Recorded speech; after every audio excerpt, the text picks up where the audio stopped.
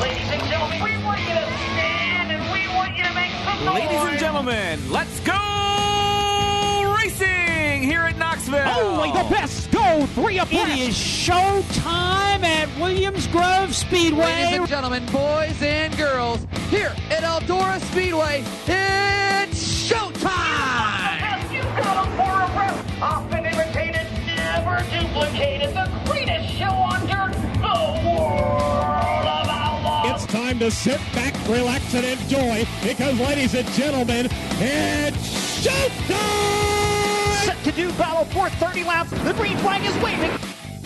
Hello again. It's Wing Nation presented by Hercules Tires. Ride on our strength. Talking sprint car racing, our favorite time of the week, and we are so glad that you have chosen to join us. We are just having a ball. Well, no, we're not having a ball because Ashley, Aaron, and I are practicing our social distancing. Steve Post here flying solo in the studio, and while we social distance, we're kind of taking a look back at some of the great interviews we've had over the past. And this show, the theme that kind of sticks to my mind is favorite people I like to hang out with in the pits. 2 of the great characters in the sport are Jason Sides and Wayne Johnson.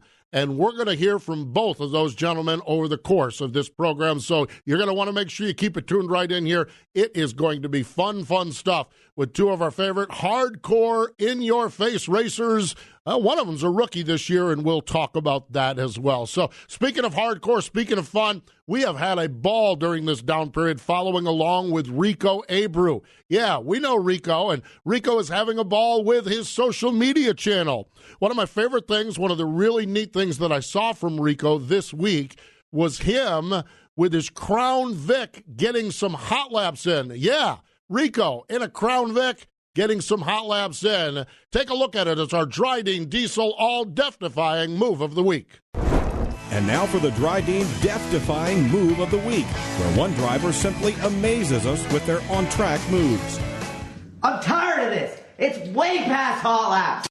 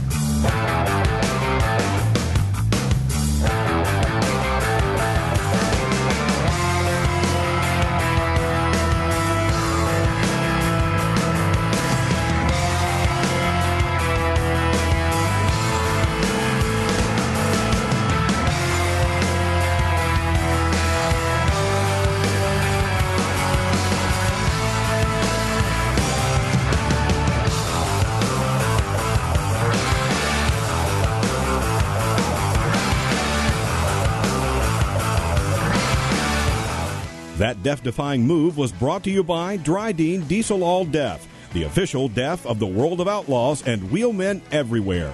Visit Dryden.com for more information. Welcome back. It's Wing Nation presented by Hercules Tires. Ride on our strength. Having a great time reliving some of the great interviews that we've had over the last bit of time here as we kind of all practice our social distancing. We're glad you joined us and appreciate you taking some time and watching along and listening along to us here on Wing Nation. Last year, when the World of Outlaws rolled through Charlotte, as we tend to do, we invited some of our buds over into the studio, and Jason Sides is one of my favorite guys to talk to after the race, and, well, one of my favorite guys to talk to in studio, so here it is. My visit last year with Double Down, Jason Sides. Joining us in studio in the Hercules Tires guest seat, my buddy Jason Sides. How are you, man? Pretty good. How about yourself? I am well. I feel really strange talking to you without a beer in my hand, though. I mean, it's just, that's kind of our time after the races, but I'm glad you joined us here. Yeah, it is. Usually you stop by after the races and we'll have a beer and talk and see what goes on for the day. But, yeah, it's always nice to come over and see you guys. Yeah, it is. It is well, that's for sure. Jason, I want to do something a little different, and we don't always do this, and because I think a lot of us sprint car fans kind of know the stories, but I just want to go back. Where did the racing bug bite you? Where did you start racing? Who got you into it? How did it all begin for you? Oh, I mean, it starts way back, like in the early 80s. I think we started out with bicycles. Yeah. Got tired of pedaling, got a dirt bike. Yeah. Started racing that for a while, and then Paul, he got him a sprint car. Our uncle got us into it, and he got a sprint car, and I drove it one time, and that was about it. I had to have one. Yeah, I want to go back to this motocross thing, though. I was reading you won like multiple state championships and some national events in New Jersey and stuff. You had a pretty good run on the motocross stuff. Yeah, it was just getting to that point. We were getting there, and it was kind of at the peak when the older you get, you were kind of running out of time.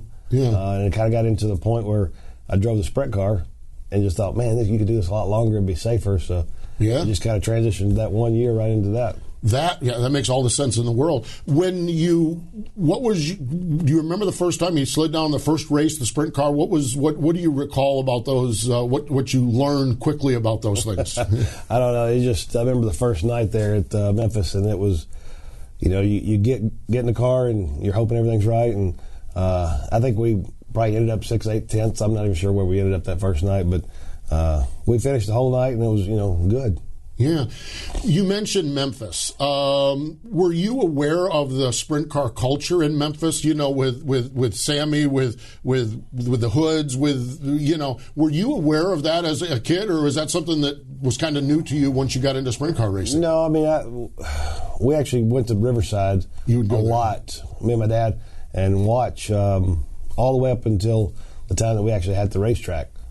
So we had the racetrack for a couple, 4 years, and knew a lot of the racers, like you speak of Ricky and Hooker and all those guys, know their daughters and stuff. So I mean, we kind of grew up with all of them, and it's a big community there, and a lot of different racers.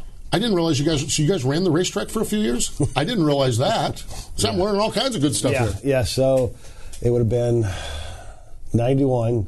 We had a motocross track in Mississippi, and then Rick Thompson, my dad's partner, he came in and actually talked to my dad. He announced the motocross track there some, and then said, this racetrack over here is, you can come in and rent it and run it. So those two got it. 91, and our first show of the year was an outlaw show, and it was kind of it was already pre-planned. So when we took over the racetrack, that was first show, and I remember it raining and just all kind of hell was going on.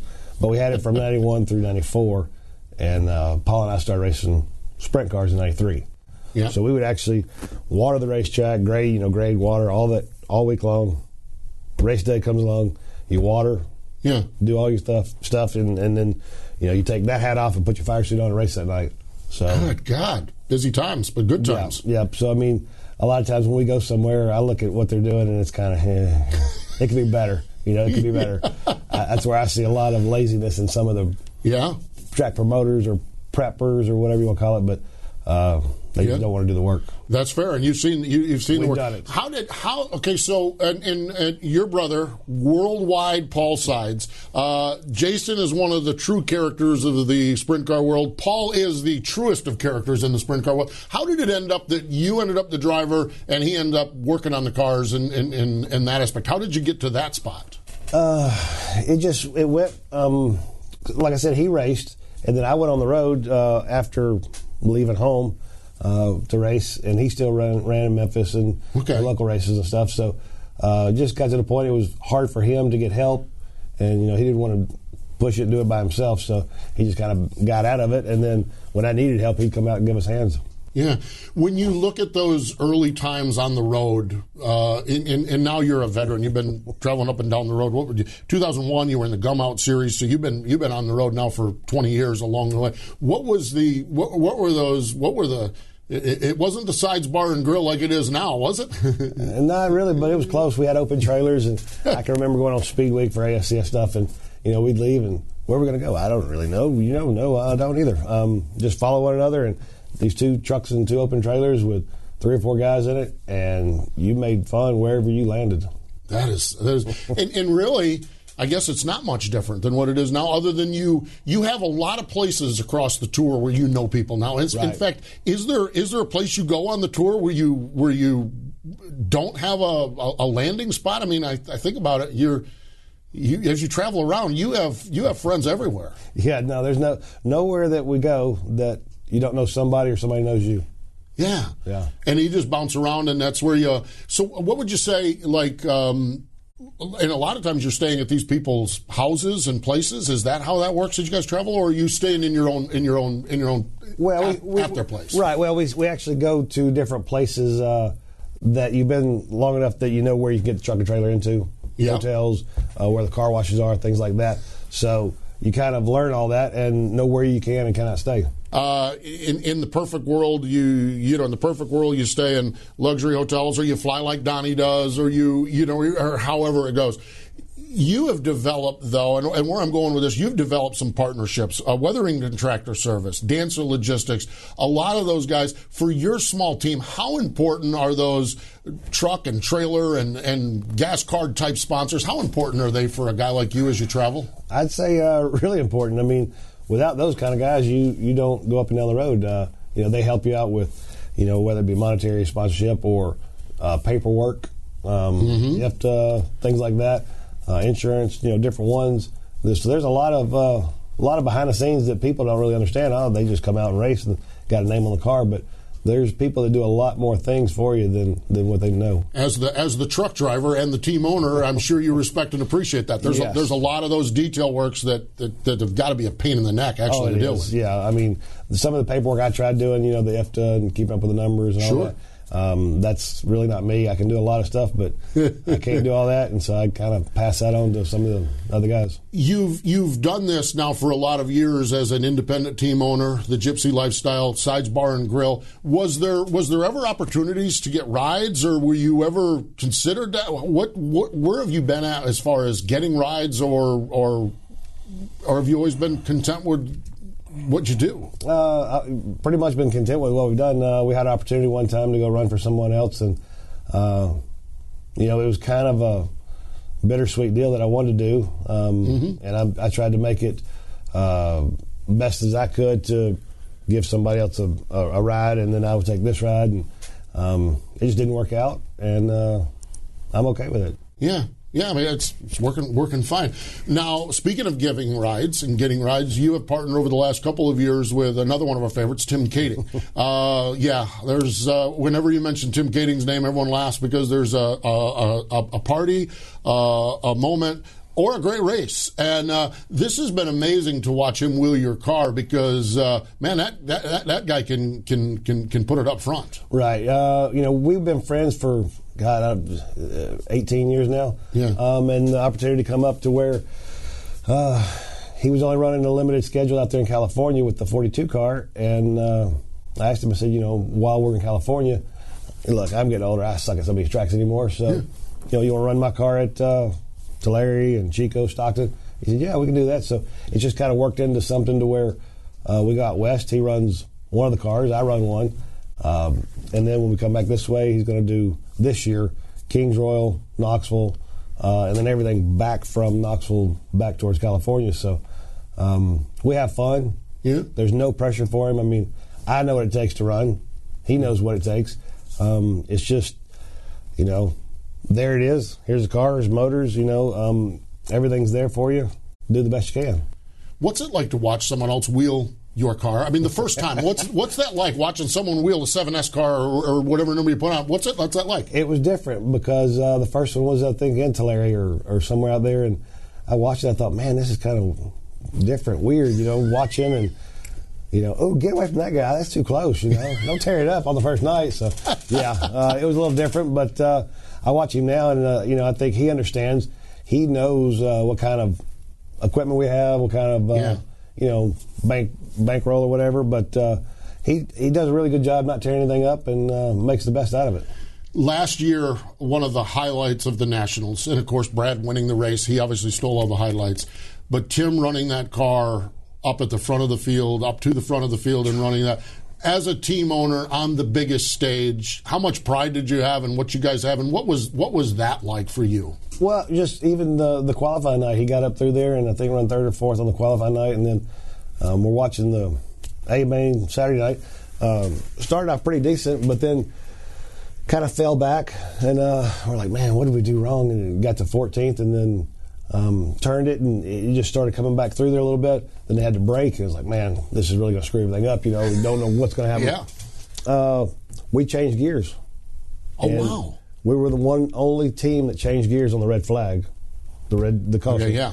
And when we got going back up through there, it was just enough for him to be able to stick the bottom a little bit better and get squirt past the guys coming off. Yeah. And, I mean, it was car after car after car each lap. Yeah. I was like, man, here he comes. This is good. I was happy for him.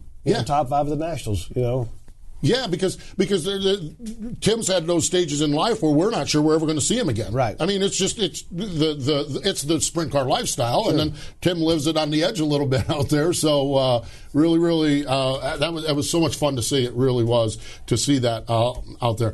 One of the other people that we've talked to you over the years about is your daughter. And to bring everyone up to speed, Jason's daughter, Skylar, he had a stint about 3 or 4 years ago where they spent the summertime, pretty much the two of them. She was crew chief. She was determining what was happening along the way. What is she? She's 15 now, right? 15. Okay. Does she get to many races now, or is she more of a teenage girl now with her life? Well, she's a teenage girl, but she's at home. She does a lot more cooking and cleaning, not so much cleaning, but different things, making things. I mean, she's pretty good at what she does, and she'll make cakes or cookies or whatever, and I bring them out to the people on the road. And I mean, everybody loves them. And the crazy thing, she don't taste none of it herself.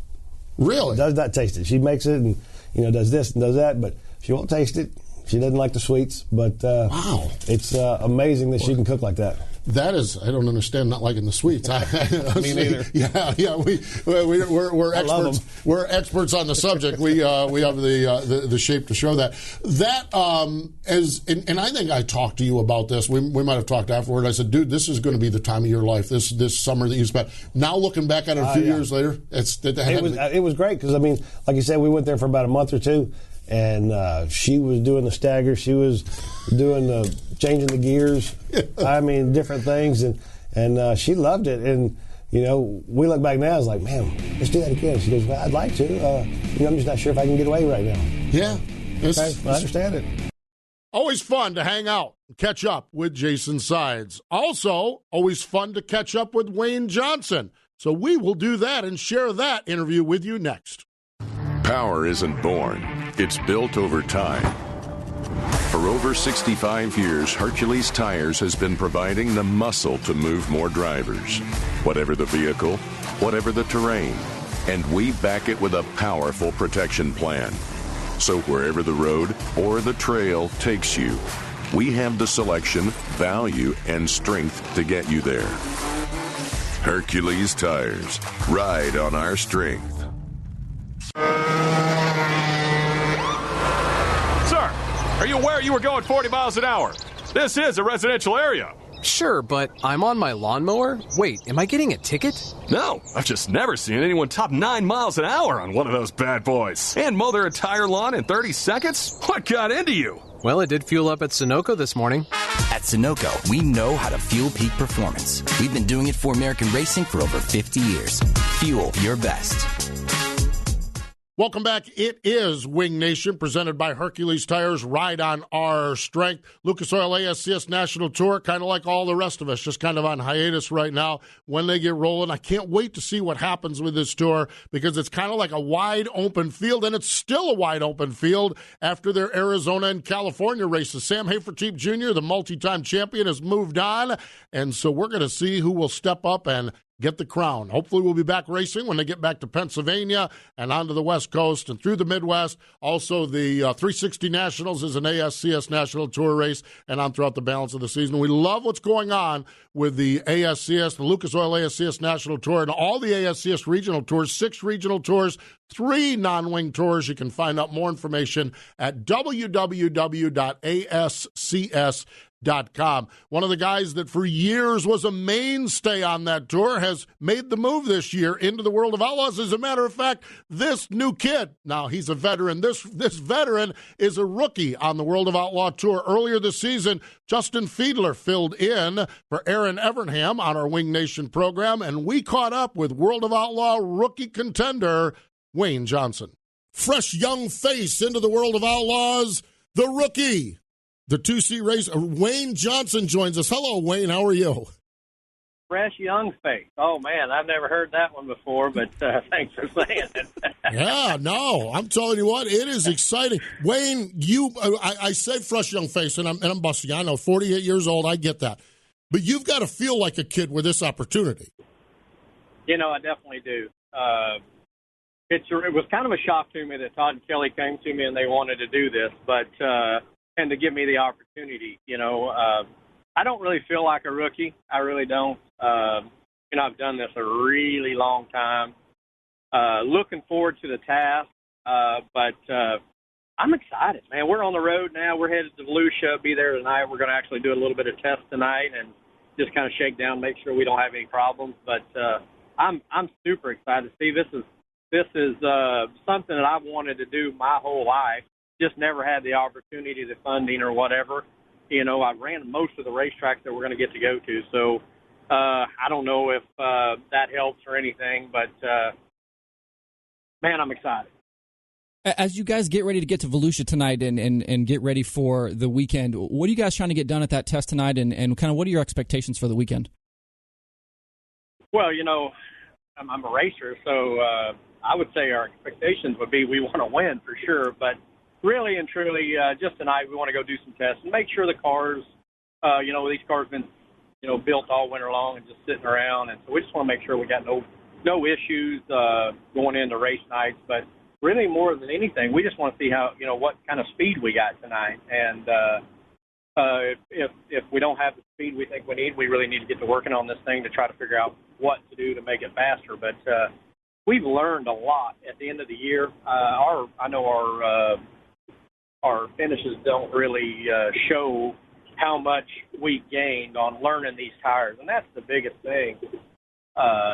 Is these tires are so much different than what we were used to, and the cars drive so much different because of these tires. So just trying to really find a really nice balance and try to get up to speed. We had Sam Hafertepe Jr. on our MAV TV show presented by Sage Fruit on Saturday, and he was talking the same thing. Tires that you've been running with the Lucas Oil ASCS National Tour versus the tires are such a big challenge. Wayne, I want to talk a little bit more about Volusia because it's such a unique racetrack in that it's so high speed. You just said you want to see how much speed you have in the race car. How much, though, of an indication? Let's see you go there and you have great speed. Well, that's going to be great, especially this weekend when they get rolling. But it's such a unique racetrack, the sea level, the speed and everything like that. Is Volusia one that you kind of have to take, though, with a little bit of a grain of salt as you get ready to roll into the rest of the season? Yeah, for sure. You know, we've prepped, you know, not just for Volusia. We've prepped for all year long. Sure. But, you know, Volusia's, I believe it's the fastest racetrack that's on the schedule. Mm-hmm. I mean, you really honk around this place, and not racing 410s, you know, that much in the last few years or whatever. You know, at Volusia, we're going to be going faster than probably I've went anywhere in a while. But, you know, I always say it, if people ask me, it's dirt and round, so just got to figure out what you need, what works best for you, and you know, as far as the speed, you know, I grew up racing half miles, Knoxville, Oklahoma City, you know, I really prefer the half miles. So, and I've won at Volusia, so in the 410. So we're, you know, but the notes that I've got from Volusia from years past doesn't work anymore with these tires. That was back in the Goodyear days and that kind of thing. So, but going to Volusia is definitely, I mean, you guys probably know better than me. Yeah, I believe it is the fastest half mile in ever. I think Paul McMahon's got a track record of like 12 and a half seconds or something like that. Yeah, it's crazy. Yeah, it's super fast. So going back to speed, we've got to have the speed to qualify. Get qualified, because here you don't want to start behind, because it's so hard to pass here because of the speed. So, and the aero, you get behind cars, and these cars drive really bad in bad air. So that's the biggest issue that we're going to test, and we're going to run the All-Star Show tomorrow night just to kind of see where we shake out and what we need to work on. We know you've talked a lot about your fitness regimen, kind of getting ready for the season, and I'm curious, we've kind of seen a lot of guys do that here lately. It seems maybe last 5 years, 10 years, where drivers kind of take their fitness more serious. What does that do for you in the car? How does that help you when you're racing night in and night out? Well, it's definitely going to be I think me and Jason Sides talked about this a week or so ago. But as long as I've done this, I knew exactly how physically hard I could push the car and still make it to the end because I've done it so long. Well, old, fat, out of shape, you just figure out that's how much you're going to push. That's as hard as you can do.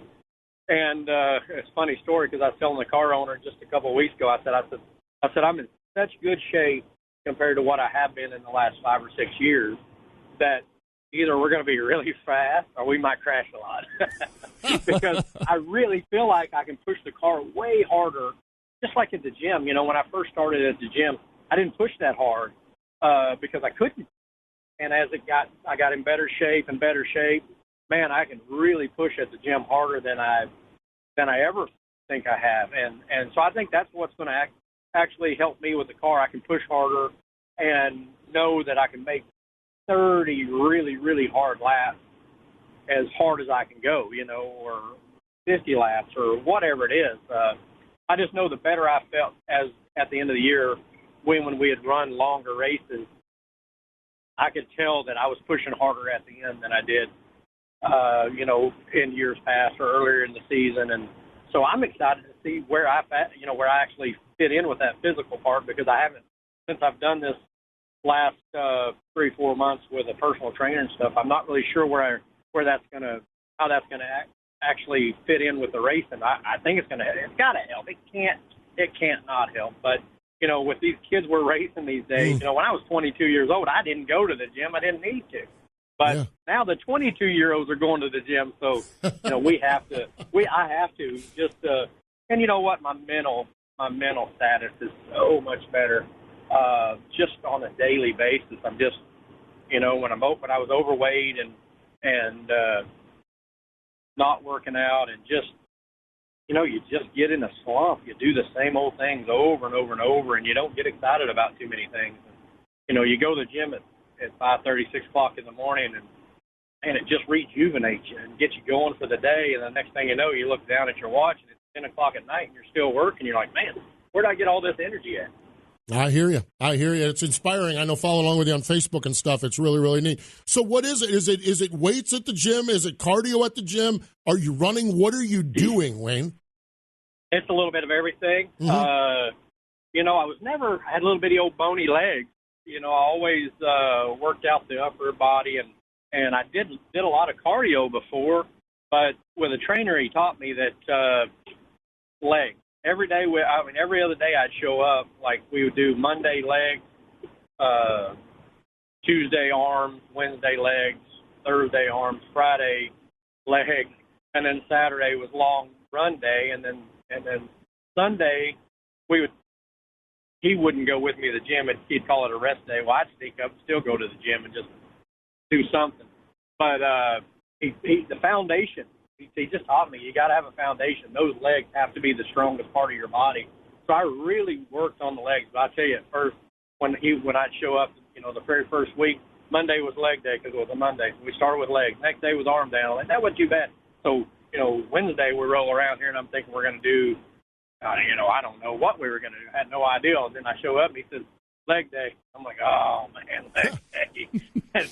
But really and truly, I focus more on leg day and cardio, and everything else just fell in line with all of it.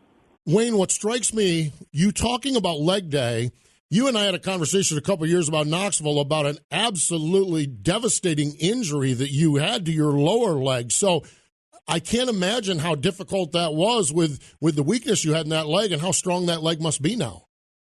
Yeah, it's a lot stronger than it's ever been. We, which most sprint car race fans know the situation I was in 2010. Crashed there down in Washington. I almost lost my foot. it was actually, amputated at the ankle. I shouldn't say amputated. That's not the right word. But the only thing that was holding my foot on was the Achilles tendon and 1 inch of the skin. So they had to reconstruct that. And, they told me that I would never walk without a limp and I would never run again. Well, you inspired me a little bit, Steve, watching you run all these 5Ks. And, my girlfriend, Sarah, she's a marathon runner. Her sister's a marathon runner. And, they had a 5K on New Year's Eve downtown Oklahoma City. And I said, you know what? I'm going to run that. And because when I run outside on the asphalt or concrete, my leg still swells to this day. And I thought, you know what? I'm going to do all I can do, but I'm going to do that. And I did it. And, man, it about killed me because my leg was tore up. I mean, it took me a couple days to recover just from the pounding of the concrete. So, but you inspired me, actually, doing all the 5Ks you do. And I was like, I'm going to do that. But then, guess what? I'm not doing another one. I about killed Wayne Johnson. How about that? There you go. Well, it was just so painful. It really is. That leg just can't take that pounding. And you know what kind of pounding it is. About halfway through that race, I was like, is it done yet? But I run, I'll run 10 miles in the gym on a treadmill or on an elliptical. I change it up some, and it's not a problem. So the cardio was there. It was just the pain that was so much for me with that 5K. As you get ready to transition, obviously you didn't run ASCS competition full time last year, but kind of moving from that world into the World of Outlaws format and the kind of the importance placed on qualifying on a race night.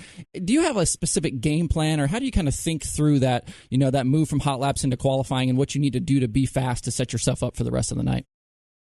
Well, we just got to get the car where it doesn't slip the tires qualifying. That's the biggest issue that I think we learned, racing with the Outlaws there at the end of the year. And, we've got a whole mindset of actually how we think it needs to work and all that stuff. And I'm not sure that the way we're going to implement it is the right way, but we're going to give her a shot, and see what happens. I really can't put it into words exactly everything that we're thinking that we need to do. We just got to get the car stuck and get it trimmed out where it goes as fast as possible. We keep talking about the speed, but I'm going to stop you for a minute because I think this is Justin, isn't it? It is Justin.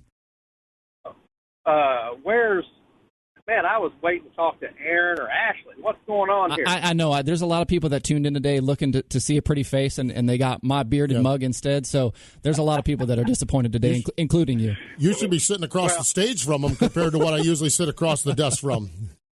Man, I'm telling you, that's what I was thinking. Steve's got oh, man, what are you looking at? And to kick the season off, too, it's the first show of the season, too. First show of the year. So, well, Wayne, I'll tell you, it's always a pleasure to chat with you. We gotta let you get on the road or continue on there and get practice tonight. But we appreciate it. And actually, as Justin said, you were the first guest of the year here on our Tuesday show, and you set a pretty good high bar. So we're off to a great start. Well, hopefully that just keeps going for the rest of the year. We're excited, and I just can't wait to get to Volusia and see where, if we don't go out and set the world on fire at Volusia right off the bat, we're not going to get down because we know it's a long season. But I really feel like, Steve, that this is going to be, if anything, it's going to be super fun because I'm getting to do something I've dreamed to do, that I've dreamt to want to do for my whole racing career, and getting the opportunity to do it. So excited. Great catching up and hearing from Wayne Johnson. Stay with us. More Wing Nation in just a moment. Hey, Ashley, what are you up to? Oh, I just stopped by to grab some sage fruit apples. Now I just have to decide which ones. You can never go wrong with a Honey Crisp. They're light, crisp, and full of perfectly balanced flavor. Oh, hey. You could always go with one of their classics, the Gala or Fuji. They're both sweet and juicy. Grown in the heart of eastern Washington, Sage Fruit Company works hard on the farm and with their retail partners to provide high-quality apples and pears to consumers all year long. Well, I couldn't decide which ones. Thanks for the help, guys. I'll race you to checkout. Power isn't born. It's built over time. For over 65 years, Hercules Tires has been providing the muscle to move more drivers. Whatever the vehicle, whatever the terrain. And we back it with a powerful protection plan. So wherever the road or the trail takes you, we have the selection, value, and strength to get you there. Hercules Tires. Ride on our strength. Always fun to hang out and hear from Jason Sides and Wayne Johnson. It's Wing Nation presented by Hercules Tires here on wingnation.com. And just love sharing some of these interviews with you as we continue to practice social distancing. And folks, start to get stir crazy here. We all are. So make sure you pay attention, follow along with all instructions so we can get back to sprint car racing quickly. Yeah, I'm telling you what, we all need it, and we'll get back there. We'll be all right. We'll get there, that is for sure. Wing Nation apparel is available at wingnation.com. Once we get back to racing, the All-Star Circuit of Champions on their souvenir rig will have the Wing Nation gear. You can make sure you follow along with us on social media, on our Facebook page and group. Also on our Twitter account. We're having some fun on there as well as we all practice some distance away from each other. And our YouTube page, if you're looking to binge watch sprint car racing, go to the Wing Nation YouTube page. Coming up later this week, we have a couple of different programs for you. We're going to step back and share our chat with Bobby Davis Jr. Wow, one of the greats. We'll share our visit with him with you on a Thursday podcast. And on Saturday morning, on Wing Nation, presented by Sage Fruit on MAV TV, it is Darren Pittman, as we caught up with him last year. And you can catch us again Saturday morning, 7:30 and 10:30 Eastern Time on MAV TV. Great to share the Jason Sides and Wayne Johnson interviews with you. We appreciate you following along and watching us. Thanks for catching us and checking out here with us on Wing Nation, presented by Hercules Tires. Wing Nation has been brought to you by Hercules Tires. Ride on our strength. Watch Wing Nation Saturday mornings on MAV TV. You can also find Wing Nation on wingnation.com or your favorite podcast provider. Wing Nation is a production of the Motor Racing Network. All rights reserved.